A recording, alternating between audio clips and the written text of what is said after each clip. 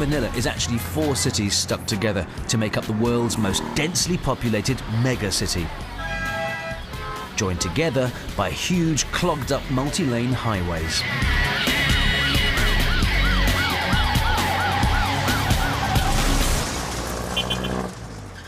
Sometimes you are just desperate for some light relief. I've been keeping my eye on your movement. I can't see no room for improvement. But why you all over there on your Jack Jones? You need to let me get behind your backbone. Cause I'm the man for the job, let me work here. I won't waste no time. For the past 10 years, 5 days a week, under the blazing sun, Ramiro Hinojas has been strutting, spinning, duck-walking and beckoning in the midst of a huge onslaught of traffic coming from all directions. I just put the driver off if you ask me. It gets so distracted it's like a crash. Oh, and he doubles up as a traffic cop too. Son of them, horn.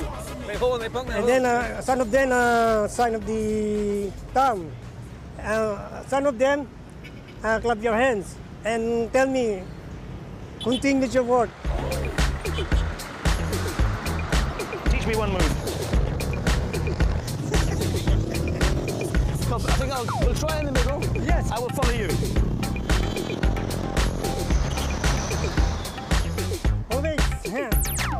If I'm out on my own, then I can look at you, looking at me. If I'm out on a date, then I just shut. I like to blame my dodgy dance moves on the fact I'm facing traffic coming at me from 4 different directions. But you can make up your own mind.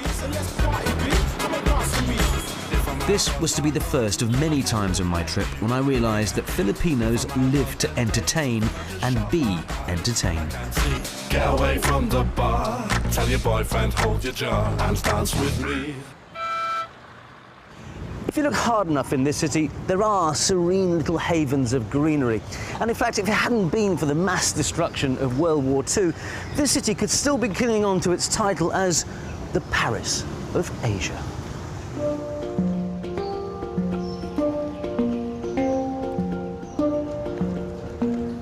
And it's here in the beautiful gardens of the Intramuros district in the Old City you find monuments to Manila's colonial splendor.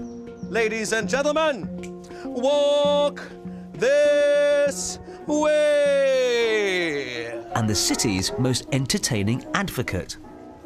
I wouldn't say it's an attractive city. I wouldn't say it's an exciting city. I would say it's a different kind of city. I would say it's a city worth taking time for. I mean, really, if you want to experience something that's nothing unlike anything in our neighborhood, then you got to take a little risk. You got to take a little time. 1, 2, 3, and bayang magiliw, perlas ng silanganan. And Carlos is sensitive to the accusation that after 3 centuries of Spanish and then 60 years of American occupation, the Philippines is a country without its own identity. I mean, the lack of identity is the Philippine identity. We're hybrid. I wouldn't say that we're particularly exotic. I mean, don't come to the Philippines. Ladies and gentlemen, please take a seat.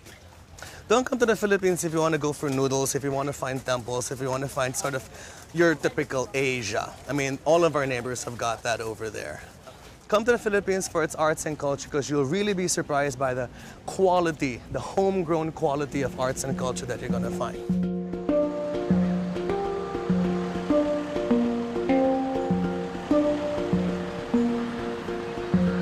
And talking of hybrids, here's one cultural influence dating back nearly 2,000 years that's very close to home. Now, while most people might associate the Americans and the Spanish as having most sway over Filipino culture, let's not forget the Chinese. Both historically and in the modern sense, they are going to have a big hold over this country. And in fact, this area is the oldest Chinatown in the world.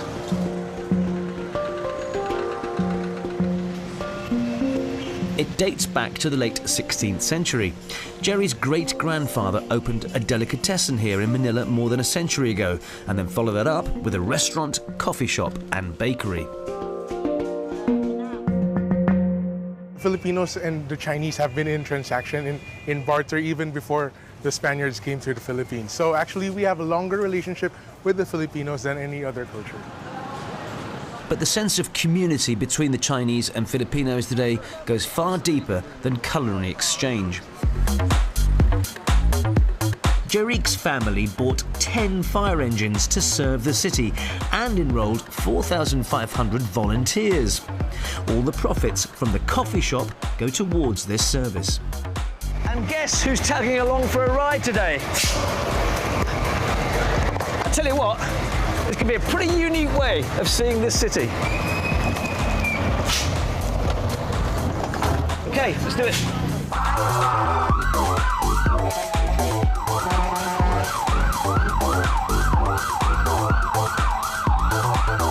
Manila is notoriously difficult to drive around. So how on earth do you manage it in a massive fire truck like this? Well, I've been driving a fire truck since I was 17, 18 years old. I started being a fire volunteer when I was 12.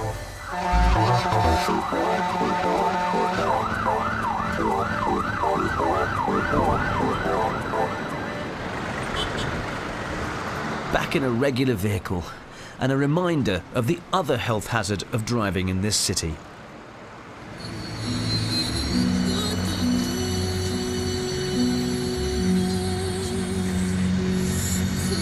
The Filipino addiction to the cheesy power ballad. Luckily, an antidote is at hand.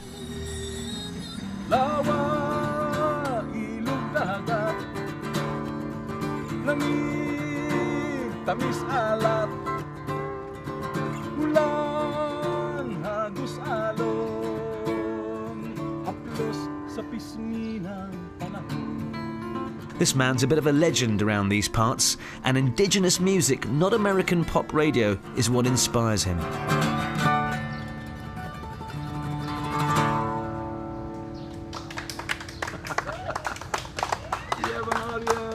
Indigenous music would be considered usually pre-Spanish. Before the Spanish came, the musics that were here were the tribal people. Chinese were here, the Arabs were here, the Indians were here. But they were not colonizers the way the Spanish were. But you've got an instrument here. Give me an example of what that would work. It's called a kubing. You want to try it? Yeah. Right next to it. Open a little bit wider. Turn your lips in. Give it a go. No, you don't actually vocalize. Just the shape. We like to make other people smile, and that's part of.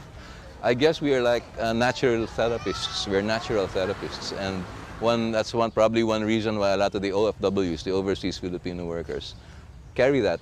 You have a lot of teachers, therapists.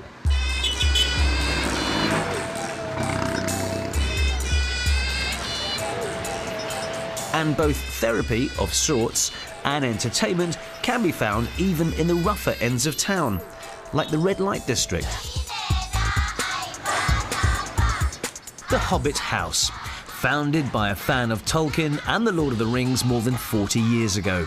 A novelty bar where most people have forgotten the novelty within a few minutes of walking in, which suits the staff perfectly. Some people might say that this is like a freak show, that in a way the little people are being exploited. What do you say to that? I think no, it's not a fiction, because this bar, the owner of this bar wants to help little people, same like me, to have a normal work, to have they have their own work where they belong.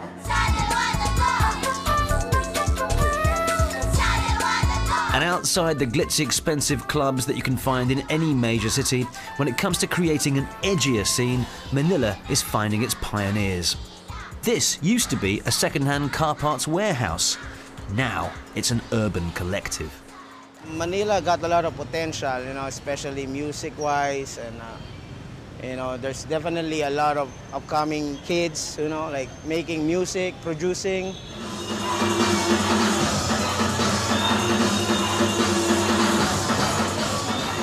And younger artists are keen to explode the cliched image of their country. At first, it was a little bit. It was quite a struggle. Yeah, it was a struggle. Yeah. Because we're female artists and DJs.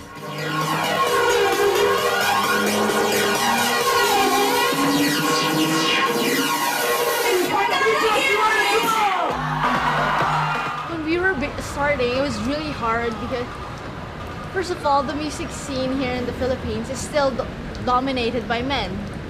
So when we came into scene, we were just like another one of those like, oh, they're just gonna pass. Yeah. Like, oh, let's give them like a couple of months or a year, they're gonna pass.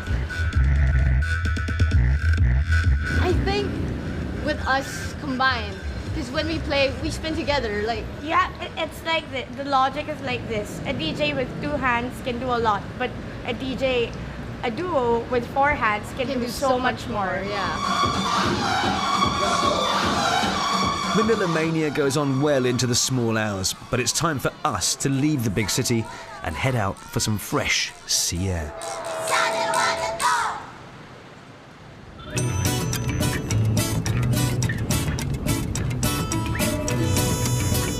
Early the next morning, and it's time to do the hop, skip and jump from island to island that makes the Philippines so unique. This is the fast catamaran that takes you from Cebu to the island of Bohol.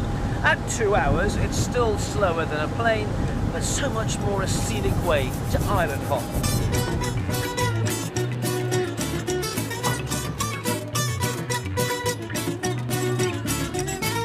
The Philippines have never made claims to any kind of exoticism that their neighbours like Malaysia and Thailand boast of, but that belies the fact they have some of the most beautiful and pure white sand beaches in the world.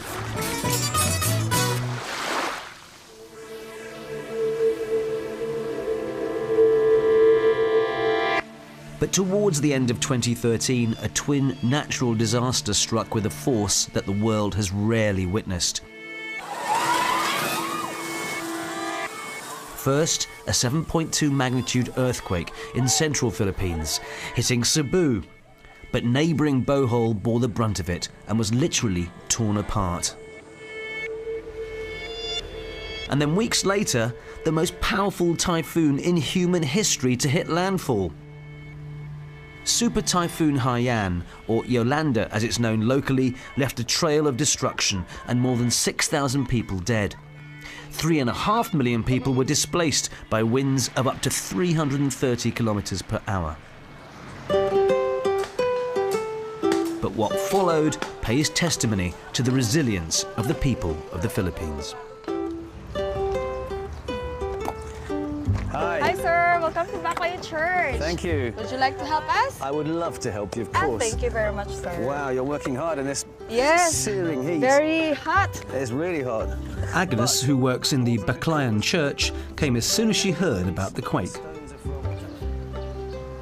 How did you feel when you first came here and you saw We were that? so sad because, well, this is one of the tourist attractions in our province, and this is being the oldest stone church.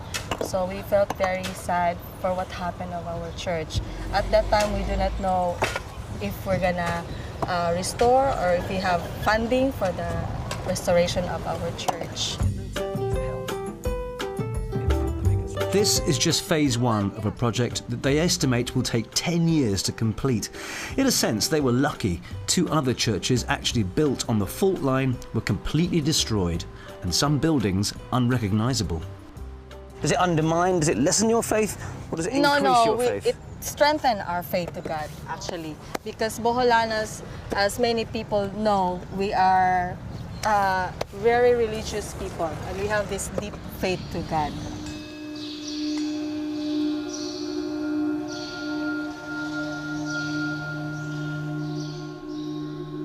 Tourism stopped completely after the church. How bad was that for you, and how much do you need tourists? Yeah, we need very badly because you know it's it can be a help for us. Yeah, tourism because you know the church we need the financial support.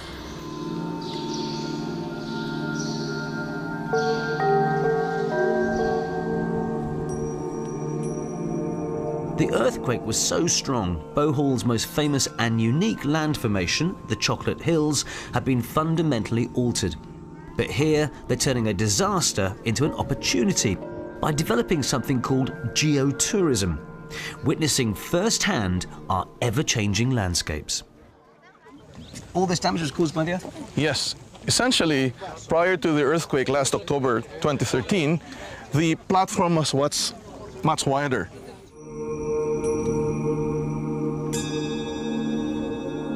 the central part of Bohol moved 55 centimeters, or slightly more than half a meter closer to Cebu immediately during the earthquake. So essentially we're here at the foot of one of the hills. And Rene showed me something rarely seen before. The inside of a chocolate hill split open by the quake.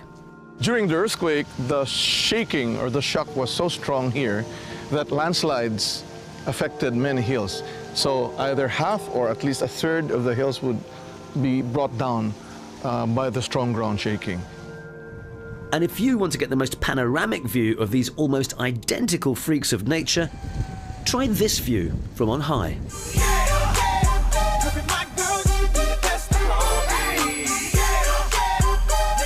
This is one of only 2 bicycle zip lines in the world. Both are in the Philippines and both only opened this year. Another example of turning natural disaster into opportunity here. This one's especially for thrill seekers.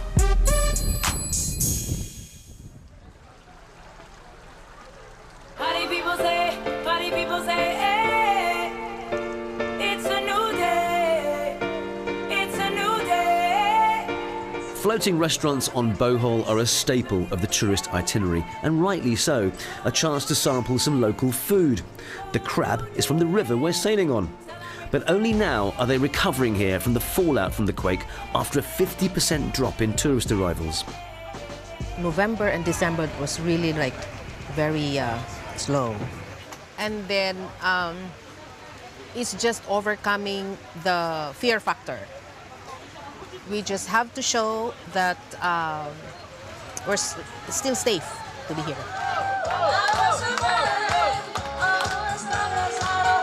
And Lourdes says there's something in the national psyche that can handle no matter what is thrown at Filipinos. To always believe that there's really like a light at the end of the tunnel. So you really just have to work hard and crawl out to reach that light.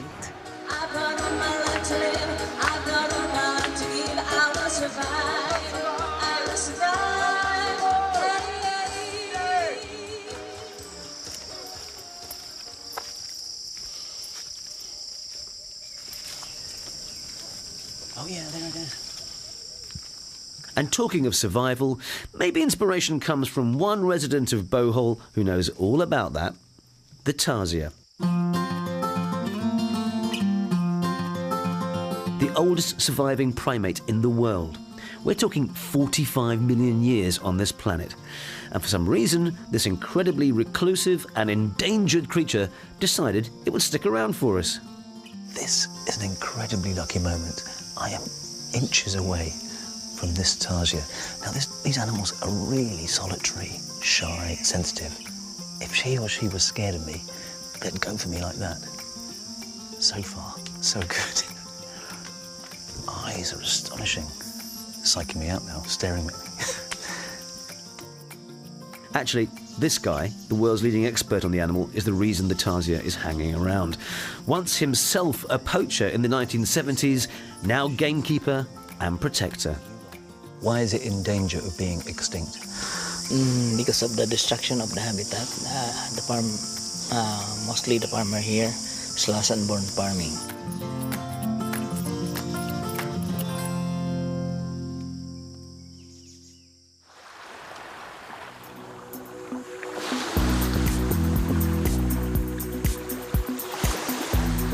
My next stop, the pure white beaches of the tiny island of Panglao.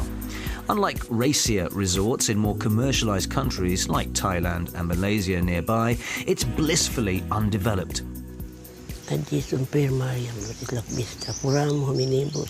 clinging on to some of its ancient rituals too, like shamanic healing.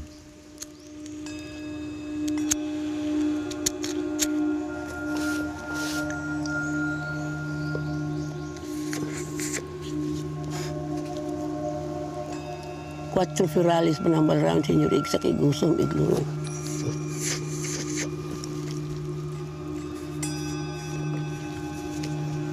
Salamat po. Thank you. Why isa pa yan?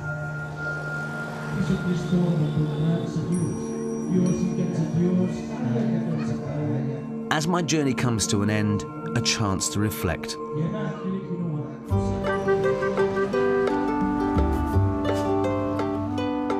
The Filipinos, well, they're an incredibly generous people, always welcoming, always entertaining, and happy to give of their time to outsiders.